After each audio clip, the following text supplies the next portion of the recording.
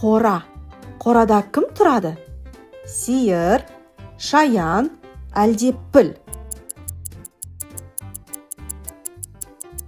Дұрыс, қорада сиыр тұрады. Қора. Бұл орман.